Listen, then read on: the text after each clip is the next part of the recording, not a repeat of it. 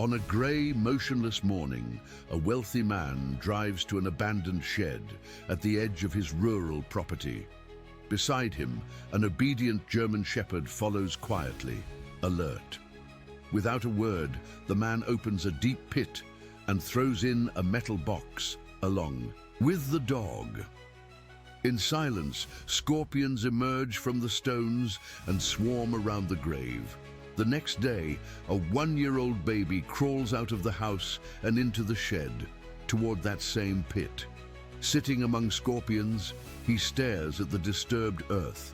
Then a dirt-covered head slowly rises beside him, and for a moment everything stops. Love stories with animals? Then subscribe now and never miss one. Thanks for being with us. Now, back to the story. Deep in the rolling hills of West Virginia, where the Appalachian mist draped itself like a veil over ancient forests, stood a mansion that locals spoke of in hushed tones. Perched atop the highest ridge, with windows that caught the morning light like suspicious eyes, the Whitfield estate was as beautiful as it was forbidding. Its owner, Maxwell Whitfield, had amassed a fortune through coal mining investments and strategic acquisitions of failing businesses, but wealth had done little to warm his spirit.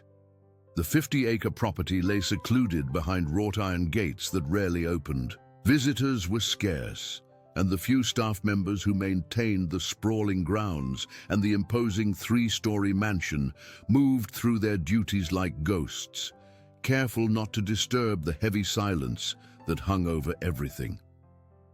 Inside, the mansion was a testament to cold perfection. Every Persian rug lay precisely aligned with the hardwood floors beneath. Crystal vases held arrangements of flowers that seemed too perfectly symmetrical to be touched by human hands. Antique furniture, mostly European imports, stood positioned exactly as it had been for years, the indentations in the cushions the only evidence that anyone ever sat there at all. Maxwell himself was tall and gaunt, with steel-grey hair kept meticulously trimmed and pale blue eyes that rarely revealed emotion. He moved through his home with measured steps, inspecting surfaces for dust with a critical eye, adjusting a picture frame by millimeters if it had somehow shifted. The staff knew better than to engage him in conversation unless directly addressed, and even then, responses were to be concise and deferential. But there was one living creature that seemed to exist outside Maxwell's rigid rules of detachment. A German shepherd named Argos, with a coat so dark it appeared almost black in certain light, followed the man everywhere with unwavering loyalty. Unlike the human relationships in Maxwell's life, his bond with Argos contained something genuine, perhaps the only warmth left in a heart that had grown increasingly isolated over decades. Argos was exceptionally well trained, responding to commands both verbal and gestured, anticipating Maxwell's needs before they were expressed. But there was something in the dog's amber eyes that went beyond mere obedience, an intelligence that sometimes made even Maxwell pause, as though the animal understood far more than any dog should. "Come, Argos," Maxwell would say each evening, and together they would walk the perimeter of the property, the man's steps deliberate and measured, the dog alert but relaxed at his side. These walks were perhaps the only time Maxwell's rigid posture softened slightly, when he occasionally allowed his hand to rest on Argos's head, fingers gently moving through the thick fur. The staff noted these moments from a distance but never commented. Mrs. Jameson, the housekeeper who had been with the Whitfield estate longest, nearly 15 years, had once remarked to the groundskeeper that dog is the only thing keeping the last bit of humanity in him. The comment was never repeated, a tacit understanding that observations about their employer were dangerous territory. Maxwell's routine rarely varied. Breakfast at precisely 7 a.m. served in the east-facing morning room. Work in his study until noon, a light lunch, followed by more work or occasional business calls. The evening walk with Argos at 6 p.m., dinner at 7:30, and then retirement to the library, where Maxwell would read until 10 p.m., Argos lying at his feet on a custom-made bed that matched the library's burgundy color scheme. So when Maxwell called for the groundskeeper, Mr. Peterson, on a humid Tuesday morning in early June, disrupting his own carefully maintained schedule, it was notable enough that Mrs. Jameson found reason to dust the hallway outside the study where they spoke. "I need a hole dug in the old barn," Maxwell said, his voice even and emotionless as always. 6 feet long, 3 feet wide, and at least 5 feet deep. Peterson, a stocky man with weathered hands and 20 years of landscaping experience, knew better than to ask questions, but his eyebrows raised slightly before he could control his expression. "The old barn, sir. It hasn't been used in—" "I'm aware of how long it's been since it was used," Maxwell interrupted, his tone cooling further. "I want it done today, before sunset." "Yes, sir. I'll need to bring in Jacob to help with—" "Use whoever you need. Just ensure it's done as specified and with minimal disruption."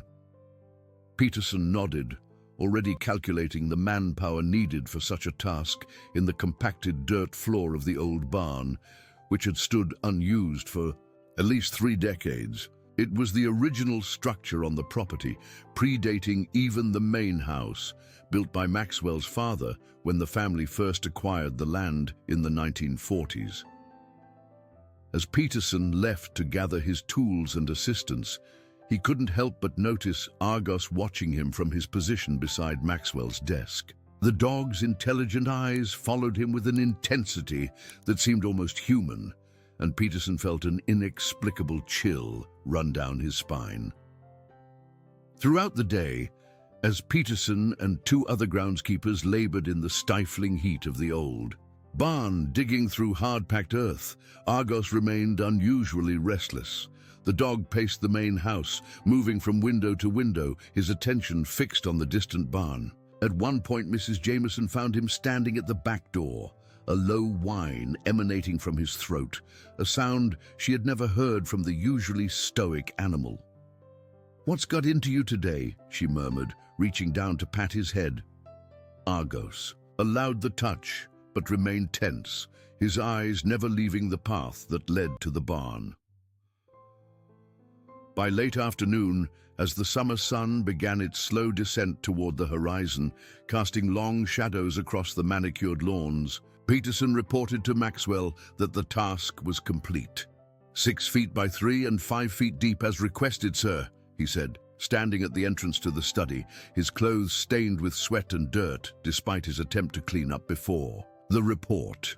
Maxwell nodded once, dismissing him without further comment. He remained at his desk until precisely 6 p.m., when he stood and reached for something in his drawer, a metal box approximately 2 feet long and 1 foot wide, with a latch that required a small key from his pocket to unlock.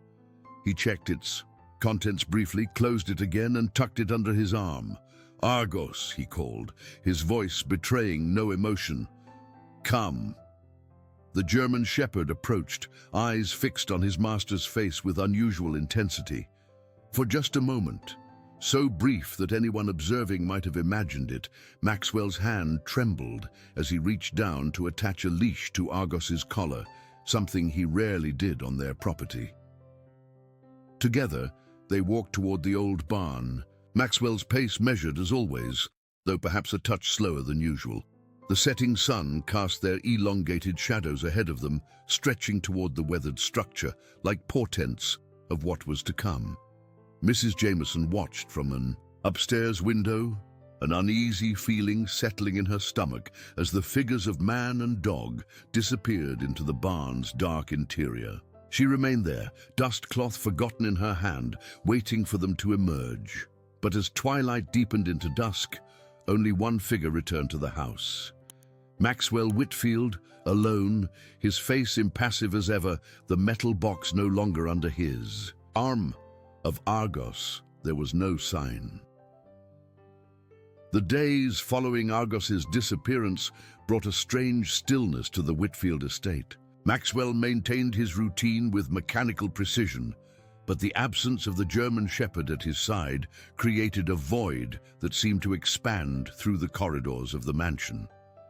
Mrs. Jameson and the other staff exchanged concerned glances, but knew better than to inquire about the dog. When Peterson hesitantly asked if there would be the usual evening walk, Maxwell fixed him with a cold stare that ended all further questions. A week passed in this manner, the silence growing heavier with each day, until Maxwell made another unexpected announcement during the staff's morning briefing. "I've hired a new caretaker for the East Wing," he stated without preamble. "Sarah Lawson will be arriving this afternoon with her young son. Prepare the quarters adjacent to the kitchen. They will need appropriate accommodations." Mrs. Jameson's surprise was evident despite her years of practiced neutrality. "A child, sir, here at the estate?" Maxwell's expression remained impassive. "The boy is young, barely walking. Ms. Lawson comes highly recommended for her discretion and efficiency. Her personal circumstances are not our concern." The staff scrambled to prepare the rooms, which had been used for storage more than anything else in recent years. Mrs. Jameson supervised the cleaning, ensuring the space would be suitable for a young woman and an infant. It wasn't until she was arranging fresh linens on the bed that she realized this was the first time in over a decade that a new staff member had been brought into the household, and certainly the first time a child would be living on the property. Sarah Lawson arrived precisely at 3 o'clock, just as Maxwell had indicated. She stood at the service entrance with a small suitcase in one hand and a drowsy toddler balanced on her hip. With chestnut hair pulled back in a simple ponytail and wearing a modest blue dress, she appeared younger than Mrs. Jameson had expected, perhaps in her late 20s. The child, a boy with his mother's warm brown eyes, couldn't have been more than 14 months old. "Welcome to the Whitfield estate," Mrs. Jameson said, ushering them inside. "I'm Eleanor Jameson, the housekeeper. You must be Ms. Lawson." "Please, call me Sarah," she replied with a gentle smile that immediately softened the atmosphere. "And this is Ethan. He's usually more animated, but the drive tired him out." As if to contradict his mother, Ethan lifted his head at that moment, blinking away sleep and taking in his new surroundings with remarkable attentiveness for such a young child. His gaze moved slowly around the kitchen, lingering on objects, as though cataloging them in his mind. "He's a quiet one, isn't he?" Mrs. Jameson observed, leading them toward their quarters. Sarah nodded, shifting Ethan to her other hip. "He always has been, more watching than crying from the day he was born. The doctors say he's advanced for his age, especially in how he responds to his environment."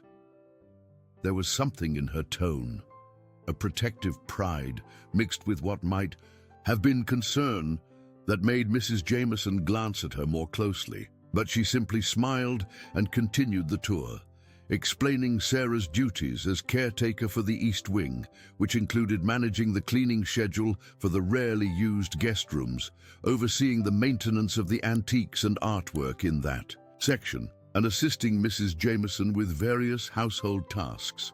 "Mr. Whitfield prefers not to be disturbed unless absolutely necessary," Mrs. Jameson explained as they settled into their rooms.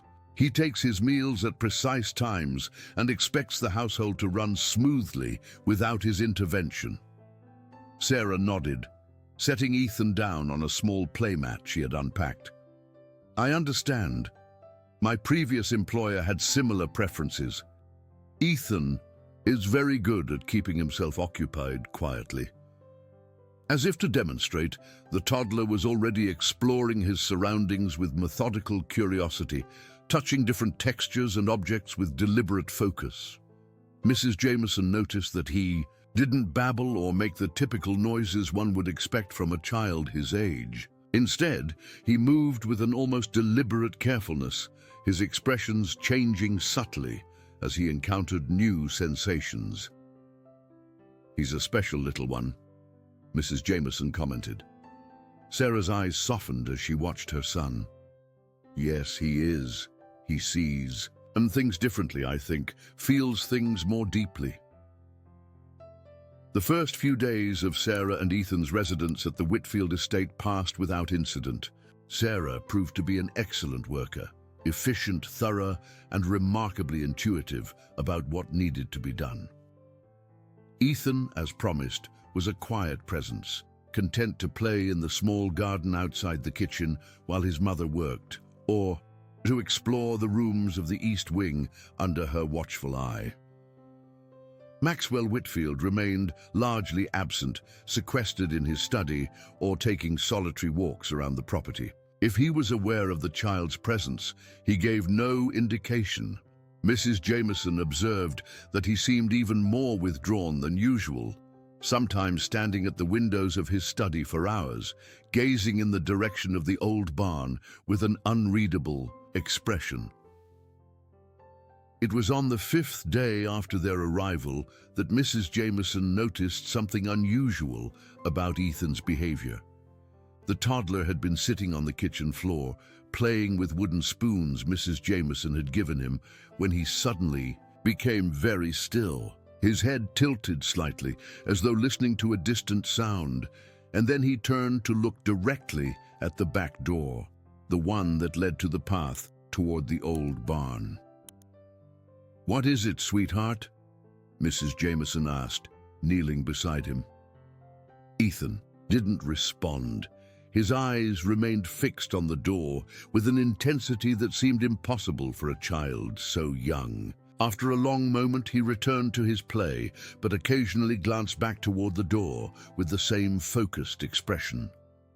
That evening, as Sarah was bathing Ethan before bed, Mrs. Jameson mentioned the incident.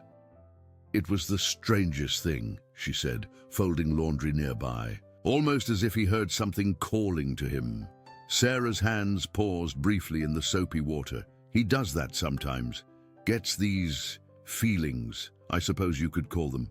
The doctors say some children are just more sensitive to their surroundings. Has he always been this way?" Sarah hesitated before answering. "Yes, and no. It's become more pronounced recently. Before, he was just unusually calm and observant. Now it's almost like he's tuned into things others can't perceive." She lifted Ethan from the bath, wrapping him in a towel. "I've learned to pay attention when he focuses like that. He's usually sensing something important." Mrs. Jameson watched as Sarah dressed the boy for bed, noting the gentle, practiced movements between mother and child. "And his father, is he not in the picture?" Sarah replied simply, closing the subject with a polite but firm smile. The next morning dawned humid and heavy, the kind of summer day that promised thunderstorms by afternoon. Sarah began her duties in the East Wing, while Ethan played quietly in their quarters. Mrs. Jameson had set up a small gated area with toys and books to keep him safely contained while his mother worked. But children, even the most well-behaved ones, have a knack for finding the tiniest opportunities for adventure. And on this particular morning, a confluence of circumstances, a gate latch not fully secured, a moment of distraction as Sarah dealt with a stuck window, and Ethan's newfound determination to follow whatever had been calling to him, led to his escape. By the time Sarah returned to check on him, the gate stood open, and Ethan was nowhere to be found. Panic seized her as she called his name, searching their quarters and the nearby rooms. Mrs. Jameson joined the search, alerting the other staff members who spread out across the mansion and grounds. "He couldn't have gone far," Mrs. Jameson reassured Sarah, whose face had gone pale with fear. "He's only just learning to walk steadily."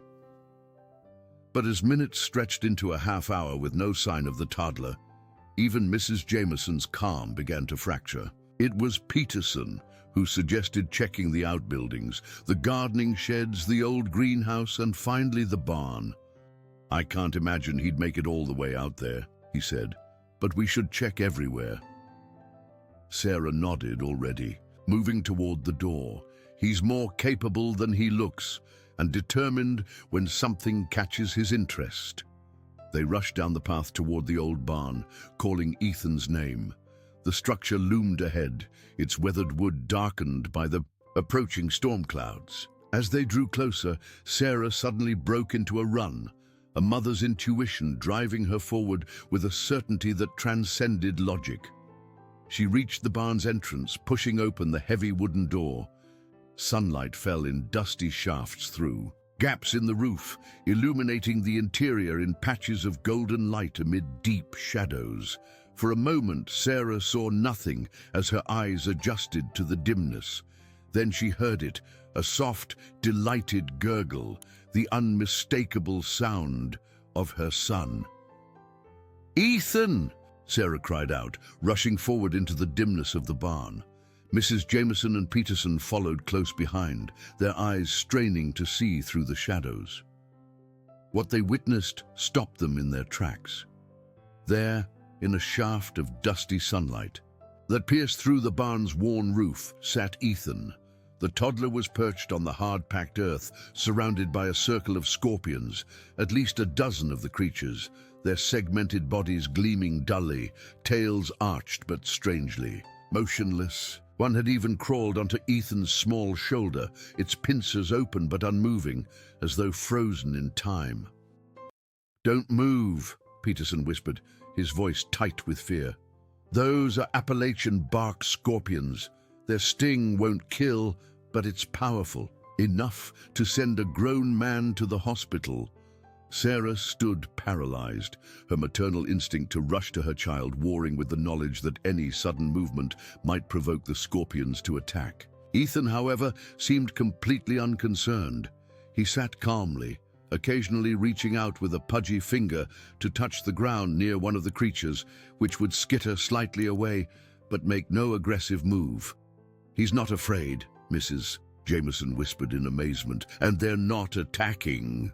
As they watched in disbelief, something even more extraordinary began to happen. The ground near Ethan, disturbed earth that Peterson immediately recognized as the site of the hole he had dug at Maxwell's orders, began to shift and crumble.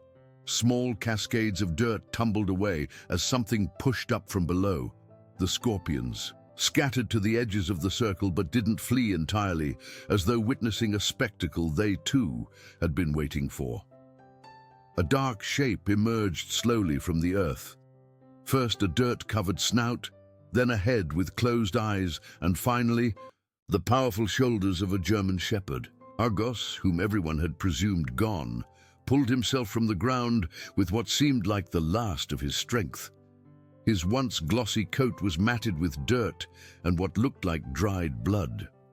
His breathing came in labored pants, and his powerful frame had thinned considerably. The Zer dog dragged himself fully from the earth and collapsed beside Ethan, chest heaving with the effort. The toddler turned to him with a smile of pure delight, as though greeting an old friend, and placed his small hand on the dog's head. Argos's eyes opened, intelligent amber eyes that surveyed the scene before focusing on the child beside him.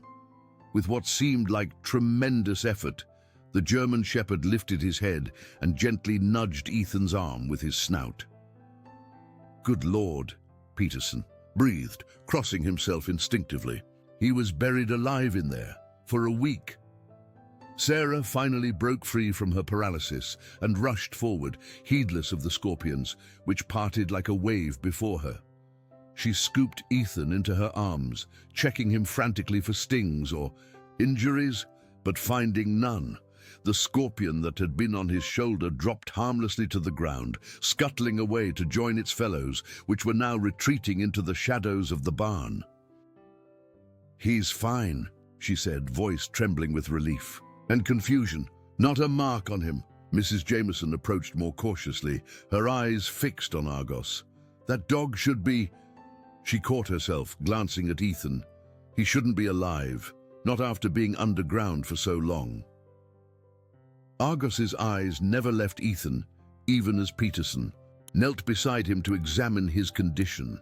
The groundskeeper's weathered hands moved gently over the dog's body, finding multiple puncture wounds on his legs and torso. "Scorpion stings," Peterson confirmed grimly. "Dozens of them, He should be in agony, if not worse. Their venom causes intense pain, muscle spasms, breathing difficulties. He shook his head in disbelief. I don't understand how he's even conscious, let alone how he managed to dig himself out. We need to get him to a vet, Mrs. Jameson said decisively. And Ethan should be checked by a doctor just to be safe. Sarah nodded, clutching her son tightly. Yes, but... She hesitated, looking toward the mansion where Maxwell Whitfield would be waiting for an explanation. Mr. Whitfield should know. What's happened? I'll inform him. Mrs. Jameson offered, her voice flat. You take Ethan back to your quarters. Peterson, can you manage with the dog? Peterson nodded, already removing his jacket to create a makeshift stretcher. He's weak, but I think I can get him to my truck. There's a vet in town who owes me a favor. He'll see us right away and keep quiet about it.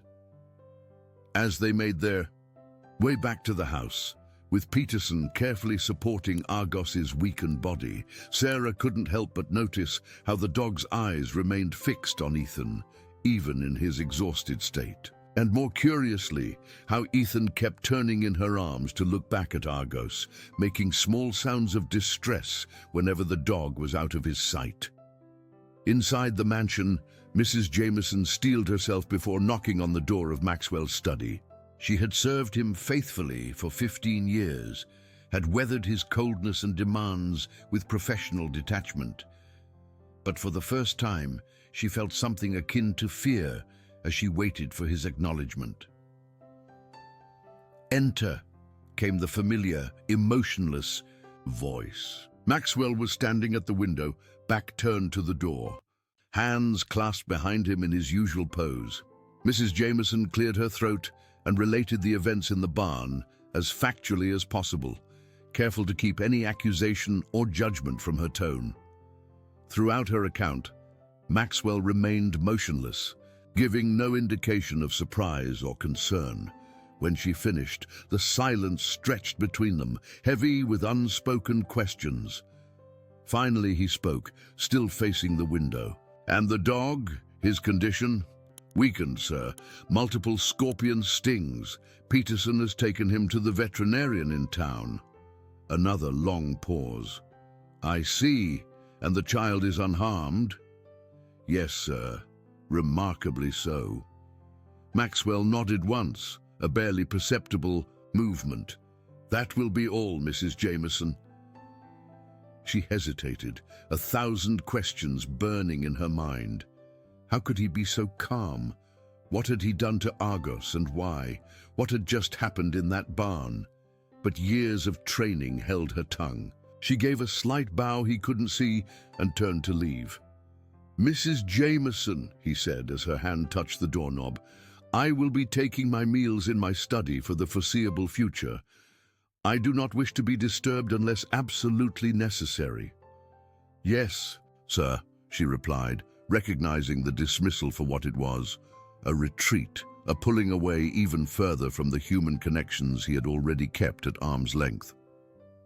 Meanwhile, Sarah had settled Ethan in their quarters, examining him again for any signs of injury or distress. The toddler seemed perfectly content, showing no fear or trauma from his encounter with the scorpions. If anything, he appeared more animated than usual, his brown eyes bright with excitement as he babbled in his limited vocabulary, repeatedly making a sound that resembled dog. Yes, sweetheart, that was a dog, Sarah confirmed, stroking his hair. A very special dog, it seems. Later that evening, Peterson returned with Argos, who had been treated by the veterinarian. The doctor had been baffled by the dog's condition. While clearly suffering from dehydration, malnutrition, and oxygen deprivation consistent with being buried, the scorpion venom seemed to have had minimal effect on his system. Doc Reynolds said he's never seen anything like it, Peterson reported, as they settled Argos on a makeshift bed in the kitchen. By all rights, the amount of venom in his system should have been fatal several times over. Instead, it's like his body just adapted to it somehow. Argos, though still weak, had perked up considerably after receiving fluids and treatment. His eyes remained alert, and he lifted his head immediately when Sarah entered the kitchen with Ethan in her arms. The toddler squirmed to be put down, and when Sarah hesitantly complied, he toddled directly to the German Shepherd, plopping down beside him with a satisfied smile. "It's like they know each other," Mrs. Jameson observed, watching as Ethan gently patted Argos's head. The dogs, and tail thumping weakly against the floor in response. "More than that," Sarah said quietly, "it's like they understand each other on some level we can't see." Over the next few days, a strange new routine established itself at the Whitfield estate. Maxwell remained sequestered in his study or bedroom, emerging only for brief, solitary walks around the grounds, always steering clear of the old barn. He made no inquiries about Argos and gave no instructions regarding the dog's care. In his absence, the staff took it upon themselves to nurse Argos back to health. The German Shepherd grew stronger each day, his wounds healing with remarkable speed. More curious, however, was his complete transformation in temperament. The once obedient, almost solemn dog who had followed Maxwell's every command now ignored his former master entirely. When Maxwell did appear, Argos would either leave the room or position himself between the man and Ethan if the toddler was present. This protective behavior extended to Ethan's nighttime routine. Despite Peterson creating a comfortable bed for Argos in the kitchen, the dog insisted on sleeping outside Sarah and Ethan's quarters, positioning himself directly in front of their door like a sentinel. No amount of coaxing could move him, and after the second night, they simply accepted this new arrangement. But as Argos regained his strength, Ethan began to show signs of distress. It started with restless nights, the formerly sound sleeping. Toddler would wake crying, his small body trembling with what seemed like night terrors. During the day, his usual energy flagged, replaced by periods of listlessness interrupted by sudden, intense focus on empty corners of rooms or shadows that no one else noticed. "Has he been eating?" Mrs. Jameson asked on the morning of the 5th day, watching as Ethan pushed away his breakfast with unusual petulance. Sarah nodded, her face drawn with worry. "Yes, but not with his usual appetite. And he's not sleeping well. I thought it might be the adjustment to a new place, but—" She didn't finish the sentence, but her eyes drifted to where Argos lay nearby, his attention fixed unwaveringly on Ethan. The dog had barely left the toddler's side since their encounter in the barn, and now seemed increasingly agitated by Ethan's decline, whining softly when the boy grew especially fretful. "Perhaps he should see a doctor," Mrs. Jameson suggested gently. Sarah sighed, rubbing her temples. "I've called the pediatrician in town. He can see us tomorrow." She hesitated, then added in a lower voice, "I'm worried it might be connected to what happened in the barn, whatever it was." Mrs. Jameson glanced toward the hallway that led to Maxwell's study, then back to Sarah. "I think," she said carefully, "that there are things about this place, about Mr. Whitfield, that none of us understand, and perhaps it would be best if you and Ethan didn't stay to find out what they are." Sarah's eyes widened slightly at the implication, but before she could respond, a crash from the dining room interrupted them. They rushed to find Maxwell standing in the doorway, his usually impeccable appearance disheveled, a broken teacup at his feet. His pale eyes were fixed on Argos, who had positioned himself in front of Ethan, hackles raised and a low growl emanating from his throat. "Sir?" Mrs. Jameson ventured cautiously. "Are you unwell?" Maxwell didn't seem to hear her. His focus remained on the standoff between him and the dog that had once been his only companion. For a tense moment, no one moved. Then, without a word, Maxwell turned and walked away, his steps slightly uneven, a noticeable departure from his usually measured gait. "He's not himself," Mrs. Jameson whispered, more to herself than to Sarah.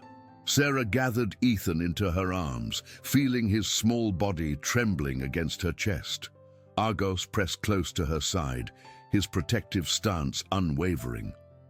"No," she agreed quietly, "and neither are they." The pediatrician's office in the small town of Millbrook, 20 miles from the Whitfield estate, was a cheerful space decorated with cartoon animals and colorful educational posters.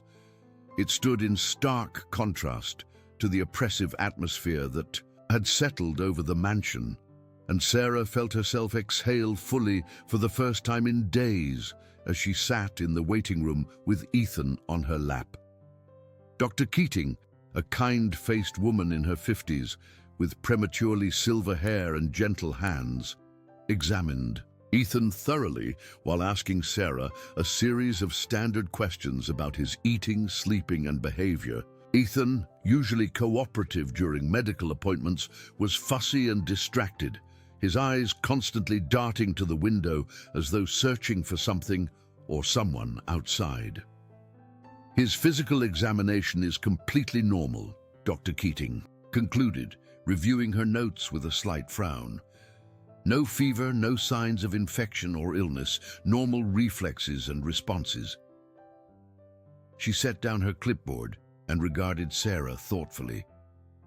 "But you're right to be concerned about the behavioral changes. The nightmares, loss of appetite, and periods of unusual focus could indicate an adjustment disorder or stress response."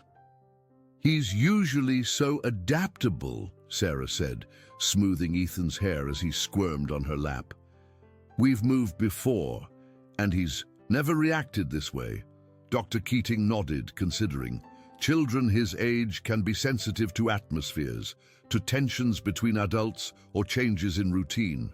Has there been any unusual stress in your new home environment?" Sarah hesitated, unsure how to explain the bizarre events at the Whitfield estate without sounding delusional. "There was an incident," she began carefully. "Ethan wandered off and was found in an old barn on the property. He was surrounded by scorpions but completely unharmed." Dr. Keating's eyebrows shot up. "Scorpions? Was he stung?" "No, that's just it. They didn't attack him at all. It was the strangest thing." Sarah trailed off, deciding against mentioning Argos's miraculous emergence from the ground. "Since then, he's been different, more agitated at times, then almost lethargic. And the nightmares? Dr. Keating made a note. "While I don't see any physical evidence of trauma or toxin exposure, his behavior could be a delayed stress response to the encounter. The brain processes fear differently in very young children. Sometimes it takes days for them to fully register. A frightening experience." She prescribed a mild sedative to help with the nightmares, recommended maintaining strict routines to provide security, and suggested scheduling a follow-up appointment in a week. As Sarah prepared to leave, Dr. Keating touched her arm gently. "Sarah, is there something else bothering you? Something you're not telling me?" Sarah felt tears threatening and blinked them back. "I'm just worried. It feels like something is draining him somehow, taking his energy." She gave a self-conscious laugh. "I know how that sounds." Dr. Keating's expression remained serious. "I've been practicing pediatric medicine in these mountains for 30 years, Ms. Lawson. I've learned that a mother's intuition often perceives things our instruments can't measure." She scribbled something on a notepad and handed it to Sarah. "This is my personal number. Call me anytime, day or night, if his condition changes or if you just need to talk."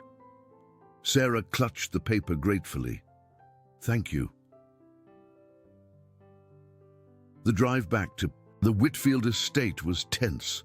Ethan had fallen into a fitful sleep in his car seat, whimpering occasionally and twitching as though in the grip of unpleasant dreams, despite being freshly medicated. Sarah's knuckles were white on the steering wheel as she navigated the winding mountain roads, her mind racing with concerns and half-formed plans. As they passed through the ornate iron gates of the estate, Sarah felt a familiar sense of oppression settling over her, as though the very air grew heavier within the boundaries of Whitfield land. Ethan stirred in his sleep, his small face contorting in distress. Argos was waiting at the service entrance, ears perked forward and body tense with anticipation. The moment Sarah carried Ethan inside, the German shepherd pressed close, nose gently nudging the toddler's dangling hand. Ethan's eyes fluttered open, and for a brief moment his face relaxed into a smile as he reached for the dog. "He was like this the entire time you were gone," Mrs. Jameson said, watching the interaction with a mixture of fascination and unease. Pacing by the door, refusing food or comfort from any of us, Peterson tried to take him for a walk to burn off some energy, but he wouldn't go beyond the driveway. Sarah nodded, unsurprised. The bond between Ethan and Argos had grown stronger by the day, developing into something that defied conventional understanding of child-animal relationships. It went beyond simple affection or protectiveness. They seemed to communicate on some level that was inaccessible to others, sharing an awareness that transcended their respective species. "What did the doctor say?" Mrs. Jameson asked, leading the way to the kitchen where she had prepared a light lunch. "Nothing conclusive." Sarah settled Ethan in his high chair, Argos immediately positioning himself beneath. "Physically, he's fine. She thinks it might be a delayed stress response to the scorpion incident." She hesitated. "Mrs. Jameson, have you ever heard of anything like this before? A child and animal forming such an intense connection?" The older woman was silent for a long moment, arranging sandwiches on a plate with methodical precision. "Not exactly like this, no," she finally said, "but my grandmother used to tell stories, old mountain folklore, about special children who could communicate with animals, who had what she called the knowing." She shook her head slightly. "Just superstition, of course." "Of course," Sarah echoed, though something in her tone suggested she wasn't entirely dismissive of the idea. She watched as Ethan listlessly picked at his food, offering small pieces to Argos beneath the table when he thought she wasn't looking. "And Mr. Whitfield, has he been around today?" Mrs. Jameson's expression tightened. "Briefly, he's become erratic. He had me remove all the clocks from the East Wing this morning, said the ticking was too loud, though they're all electric and make no sound at all. And last night Peterson found him standing in the garden at 3 a.m., staring at the old barn. When approached, he claimed he'd heard digging sounds coming from inside." A chill ran down Sarah's spine. "Digging? Like something trying to get out? Or something trying to get in?" Mrs. Jameson replied quietly. "He's not well, Sarah. Whatever happened in that barn, whatever he did to Argos, I think it's consuming him." That evening, as Sarah prepared Ethan for bed, she noticed that his tremors had increased. His small body shook with occasional spasms that would pass as quickly as they came, leaving him exhausted in their wake. The mild sedative Dr. Keating had prescribed seemed to have minimal effect. His eyes remained wide and alert, even as his body begged for rest. Argos stayed close, more agitated than usual, pacing the small bedroom and occasionally pausing to press his nose against Ethan's chest or forehead, as though checking something only he could sense. "What is it, boy?" Sarah whispered, watching as the dog performed this ritual for the third time. "What do you know that I don't?" Argos turned his intelligent eyes to her, and Sarah had the unsettling sensation that he was trying to communicate something of vital importance. The dog moved to the window, looking out toward the old barn, before returning to Ethan's side with a low whine. A soft knock at the door interrupted the moment. Mrs. Jameson entered, carrying a steaming mug. "Chamomile tea," she explained, handing it to Sarah. "For your nerves. You look exhausted." Sarah accepted the mug gratefully. I am. I don't think either of us has had a full night's sleep since. She didn't finish the thought.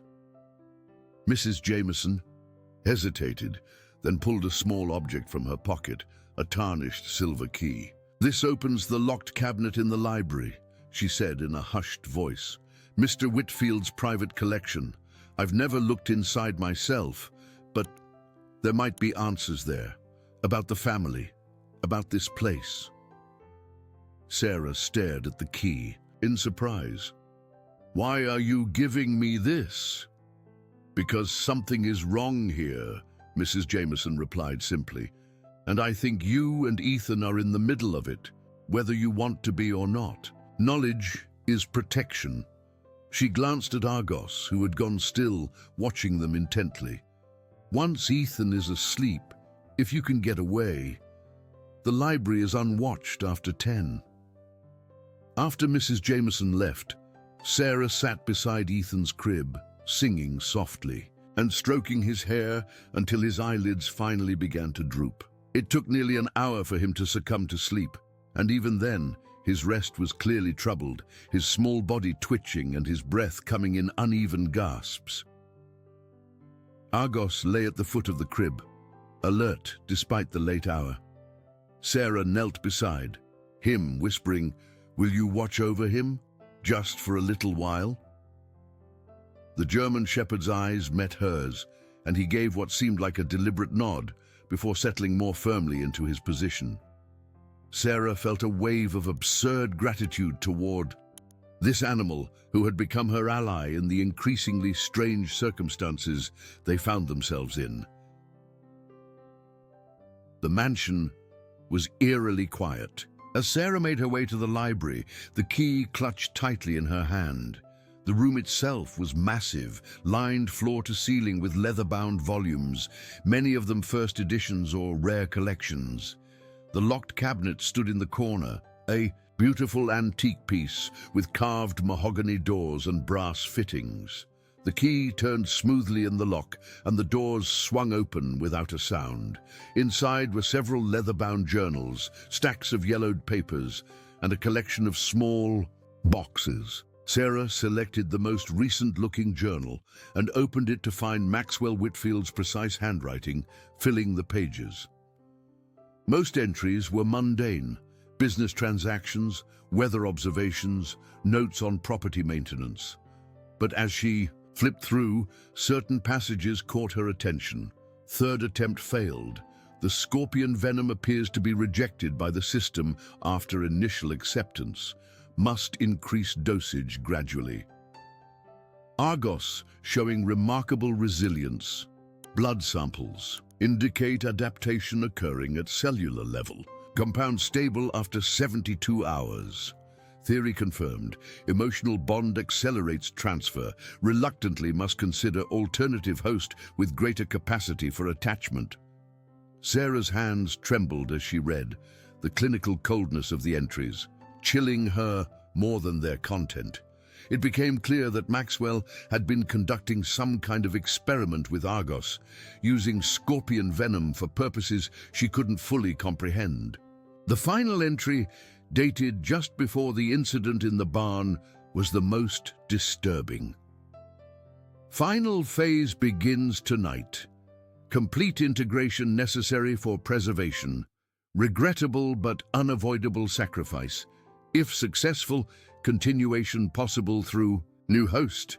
A noise in the hallway startled Sarah from her reading. She quickly replaced the journal, locked the cabinet, and moved to the library entrance. The corridor was empty, but a faint sound drew her attention, a rhythmic tapping coming from the direction of Maxwell's study. Against her better judgment, Sarah moved toward the sound. The door to the study was ajar, a thin line of light spilling into the darkened hallway. Peering through the crack, she saw Maxwell seated at his desk, tapping a silver letter opener against the polished wood surface. His appearance was shocking. His once immaculate hair disheveled, his clothing wrinkled, his face gaunt with exhaustion or illness.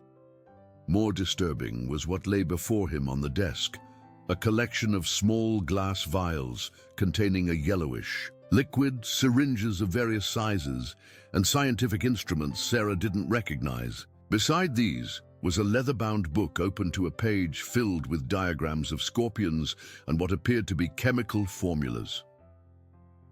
As she watched, Maxwell raised his head suddenly, as though sensing her presence. His pale eyes, normally cold and distant, now burned with a feverish intensity that made Sarah shrink back from the door. "I know you're there," he said, his voice unnervingly calm. "You should be with the child. His transition is approaching a critical stage." Sarah froze, unsure whether to flee or confront him. Before she could decide, Maxwell continued, speaking almost to himself now. It wasn't supposed to be the boy. The dog was the perfect vessel, loyal, strong, adaptable. Years of preparation, building the tolerance gradually. But something went wrong in the final phase. He laughed, a hollow sound devoid of humor, or perhaps something went right in a way I hadn't anticipated. The transfer occurred, but not as I intended, and now it's in the boy. "What's in my son?" Sarah found herself asking, pushing the door open fully. Maxwell looked at her with something like pity. The continuation, the preservation of something ancient and powerful, something that chose Argos as its vessel, and now has chosen your son. He gestured to the vials. "The scorpions are merely catalysts, carriers of the essence. The venom is the medium, but not the message." Sarah backed away, her heart pounding.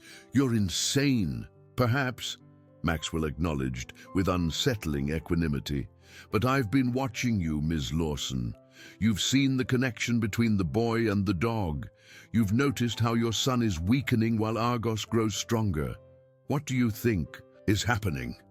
Before Sarah could respond, a piercing cry echoed through the mansion, Ethan's voice, raised in terror or pain. Simultaneously, a deep, ferocious barking erupted, Argos's protective instincts clearly triggered by whatever was happening to the child. Sarah turned and ran, Maxwell's final words following her down the corridor. "You can't stop it now. It's already begun." Sarah raced through the darkened corridors of the Whitfield mansion, her heart hammering against her ribs. Ethan's cries had subsided to whimpers, but Argos's barking continued, urgent and commanding. As she rounded the corner to their quarters, she found Mrs. Jameson already there, hand pressed against the door but making no move to enter. "Something's happening," the housekeeper whispered, her face pale in the dim hallway light. "I tried to go in, but Argos wouldn't let me past. He's not being aggressive, just insistent." Sarah pushed past her, calling Ethan's name. The scene inside froze her in place. Ethan was standing in his crib, something he rarely did on his own. His small hands gripping the railing, his body trembling not with fear, but with a strange, vibrating energy that seemed to emanate from his core. His eyes were wide and alert, despite the late hour, fixed on the window that faced the old barn. Argos stood beside the crib, his posture protective but not tense. When he saw Sarah, the German shepherd gave a soft whine and moved slightly aside, as though inviting her closer, while maintaining his vigil. "Ethan, baby, what's wrong?" Sarah approached cautiously, disturbed by the unusual alertness in her son's eyes. When she reached the crib, Ethan turned to look at her with an expression that seemed far too knowing for his 15 months of age. "Ma," he said clearly. Then added a sound she'd never heard him make before, a complex vocalization that was neither English nor baby talk, but something altogether different. Immediately after, Argos responded with a similar sound, a canine approximation of the same unusual pattern. Sarah felt the hair on the back of her neck rise. She reached for Ethan, but as her hands touched his skin, a small static shock jumped between them, making her gasp and pull back. The toddler didn't seem distressed by this. If anything, he appeared fascinated, looking at his own hands as though seeing them for the first time. Behind her, Sarah heard Maxwell's voice, breathless, as though he'd hurried from his study. "It's accelerating faster than I anticipated. The compatibility must be even higher than with Argos." Sarah whirled to face him, positioning herself between him and Ethan. "What have you done to my son?" Maxwell stayed in the doorway, his feverish eyes moving between Ethan and Argos. "I've done nothing to him. The transfer was already underway when you arrived at the estate. That's why I hired you, why I needed someone with a young child. The younger the host, the more complete the integration." "Integration of what?" Sarah demanded, her fear turning to anger. Maxwell's expression shifted to something almost reverential, something ancient, something that was here long before the Whitfields built this estate, before the settlers came to these mountains. My grandfather found it, or rather, it found him, during the construction of the original barn. It lived in him for decades, extending his life, enhancing his awareness, until he grew too old to sustain it. Then it passed to my father, and eventually to me. He took a step forward, then stopped when Argos growled low in his throat. "But the human body can only contain it for so long before breaking down. I've been seeking a more compatible host for years. Argos was the most promising candidate, his canine physiology more adaptable to the changes required, his loyalty ensuring he would stay within my control. So you what? Poisoned your own dog with scorpion venom as some kind of experiment?" Sarah's voice shook with disgust. "Prepared him," Maxwell corrected. "The venom was a catalyst, a medium for transition. The scorpions are its natural allies. Its first vessels on this earth. I spent years building Argos's tolerance, preparing his system." His face darkened. "The final phase required a temporary suspension of life functions, a kind of death state during which the complete transfer could occur. I miscalculated the dosage, perhaps, or underestimated Argos's will to survive." Sarah looked back at Ethan, who was watching this exchange with unnatural focus. "And now, whatever this thing is, you think it's trying to move into my son?" "Not trying," Maxwell said softly. "Succeeding. Look at him, Ms. Lawson. Really look. Have you ever seen a child? His age with such awareness, such perception. He sensed Argos beneath the earth. He commanded the scorpions to leave him unharmed. These are not coincidences." As much as Sarah wanted to deny it, she couldn't ignore the evidence of her own eyes. Ethan had always been special, unusually perceptive, strangely intuitive, but since their arrival at the Whitfield estate, these qualities had intensified to something that defied conventional explanation.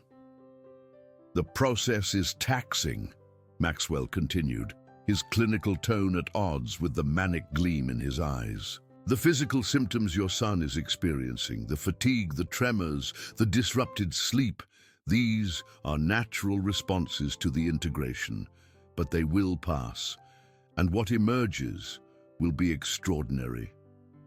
"I don't want extraordinary," Sarah snapped, gathering her courage. "I want my son healthy and safe.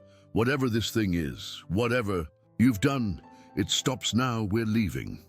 Maxwell's expression hardened. "You can't leave, not yet. The process is at a critical stage. Interrupting it could harm the boy far more than letting it complete naturally." "Naturally?"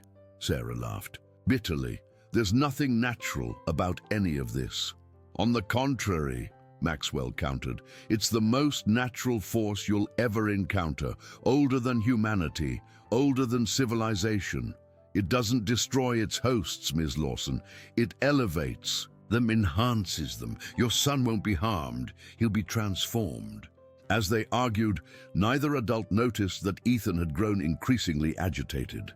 His small body trembled with greater intensity, and a faint, bluish glow seemed to emanate from beneath his skin. Argos sensed the change first, turning from his defensive posture to nudge at Ethan's hand with increased urgency. When Sarah finally looked back at her son, she gasped in shock. The toddler's eyes had taken on the same bluish glow, pulsing in rhythm with his rapidly beating heart. "Ethan!" she cried, reaching for him despite Maxwell's warning shout. The moment her hands touched her son, a surge of energy passed between them, not painful, but intensely powerful, like standing too close to lightning. Images flooded Sarah's mind. Ancient creatures moving beneath the earth, generations of Whitfield men serving as temporary vessels, Argos fighting to survive underground, sustained by a force that refused to let its chosen guardian perish. And finally, Ethan, his young mind already connecting with something vast and unknowable. The vision ended as abruptly as it had begun, leaving Sarah gasping and clinging to the crib for support. Ethan was looking at her calmly now, the glow fading from his eyes. His trembling subsided. Beside him, Argos stood at attention, waiting. "You saw it," Maxwell whispered, a note of envy in his voice. "It showed you." Sarah straightened, a new determination hardening her features. "Yes, and I understand now. It doesn't belong to you. Mr. Whitfield, it never did. You were just another temporary shelter, like your father and grandfather before you." She looked at Argos, then at Ethan. "But it doesn't want my son either. Not as a vessel, not permanently." Maxwell's face contorted with rage and disbelief. "You know nothing about it. I've spent my entire life studying, preparing—" "Controlling," Sarah interrupted. "That's your mistake. It can't be controlled or contained. Not by you, not by anyone." She began gathering Ethan's essentials, shoving them into a diaper bag with quick, decisive movements. Argos survived because it needed him to protect Ethan during the transition, and Ethan's symptoms aren't from some parasitic takeover. They're from his body learning to channel something that was never meant to be locked away in a single being. She lifted Ethan from the crib, relieved when he came willingly into her arms, his body relaxed and no longer feverish. "We're leaving, Mr. Whitfield, not running away from this thing, but taking it where it belongs, somewhere open, somewhere free." "You can't." Maxwell lurched forward, but Argos moved faster, positioning himself between the man and Sarah. The German shepherd didn't growl or bare his teeth. He simply stood firm, a sentinel whose purpose was clear. Maxwell stopped, his hands clenching. At his sides, "You don't understand what you're tampering with." "I understand better than you ever did," Sarah replied calmly. "Mrs. Jameson, would you help me, please?" The housekeeper, who'd been watching from the doorway with wide, disbelieving eyes, nodded and began gathering additional supplies. "My car is ready," she said quietly. "Peterson brought it around back when we heard the commotion." Maxwell's composure cracked entirely. "I forbid this. The entity belongs to the Whitfield line. My grandfather discovered it, nurtured it." "Imprisoned it," Sarah corrected, her voice gentle but firm. "And now it's chosen a different path." She looked down at Ethan, who was watching his mother with complete trust, then at Argos, whose intelligent eyes held a new sense of purpose.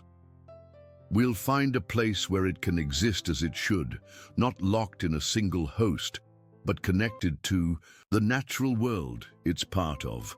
Mrs. Jameson led the way through the service corridors to the rear of the mansion, where Peterson was indeed waiting with her old station wagon, engine running. Sarah secured Ethan in the back seat, and Argos jumped in beside him without hesitation. "Where will you go?" Mrs. Jameson asked, helping Sarah load the last of their hastily packed belongings. "West," Sarah replied, surprising herself with the certainty she felt. "There are places in the mountains of Colorado, spaces that are still wild, still connected to older forces. I think that's where we need to be." Peterson handed her a thick envelope. "Emergency fund," he explained gruffly. "Mrs. Jameson and I have been adding to it for years, never knowing exactly why. Guess now we do." As Sarah drove away from the Whitfield estate, the headlights illuminating the winding driveway through the dark forest, she glanced in the rear-view mirror.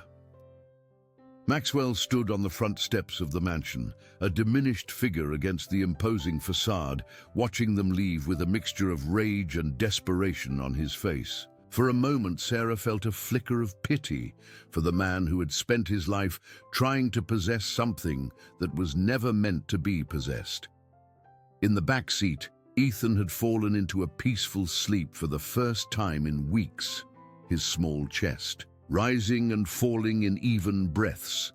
Argos lay beside him, alert but calm, occasionally turning his head to look out the window at the passing landscape, as though already anticipating their new home.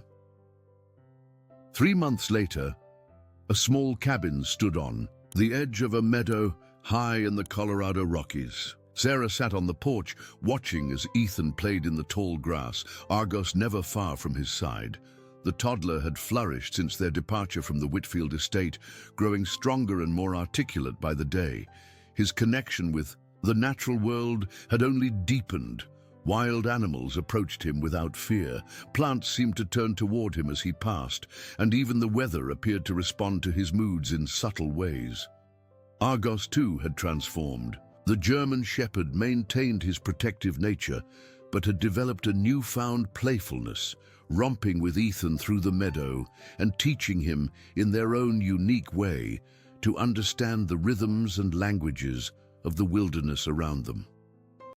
The entity, Sarah had come to think of it as a kind of ancient awareness rather than a separate being, had not disappeared. Instead, it had diffused, no longer concentrated in a single host, but flowing between Ethan, Argos, and the surrounding environment in a harmonious exchange that enhanced rather than drained.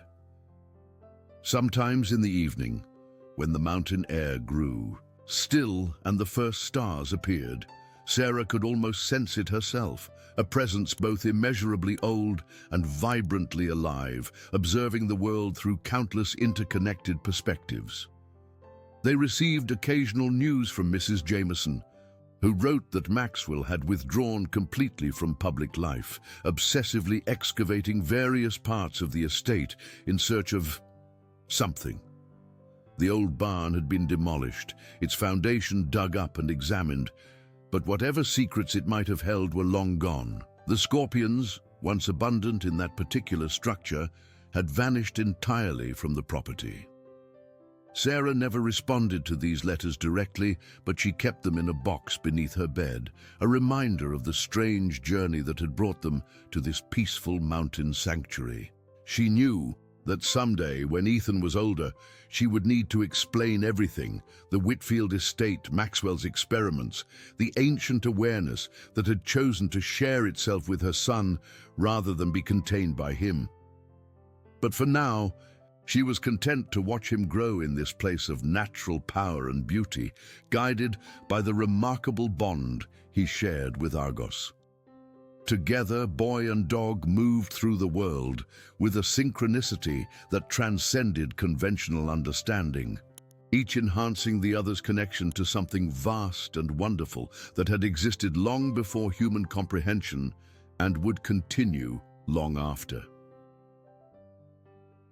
As the sun began to set behind the mountain peaks, casting long shadows across the meadow, Sarah called to them. "Ethan, Argos, dinner time!" They came running, boy and dog side by side, both glowing with health and happiness. Ethan's laughter rang out, pure and uninhibited, while Argos bounded alongside him with matching joy. In that moment, watching them approach, Sarah knew with absolute certainty that they had found exactly where they were meant to be, not escaping from something dark and dangerous, but embracing something ancient and profound that had finally found its proper home. And somewhere deep in the Appalachian Mountains, in a mansion growing increasingly neglected, Maxwell Whitfield stood at his study window, staring out at the ruins of the old barn. His hand clutched a faded photograph of Argos as a young dog before the experiments began. For a fleeting moment, something like regret crossed his features, not for the entity he had lost, but for the genuine connection he had sacrificed in his pursuit of power and control. But it was too late for such realizations. The entity had made its choice, found its true path, and in a sunlit meadow 1,000 miles away, that choice was blossoming into something beautiful and free, exactly as it was always meant to be. Dear listeners, we hope you've been captivated by the mysterious journey of Sarah, Ethan, and Argos. This tale of ancient forces and unbreakable bonds reminds us that some connections transcend our understanding, weaving together the fabric of our world in ways we might never fully comprehend. For more emotionally engaging stories that explore the extraordinary within the ordinary, we've prepared a special playlist of equally compelling narratives. You'll find it by clicking to your left.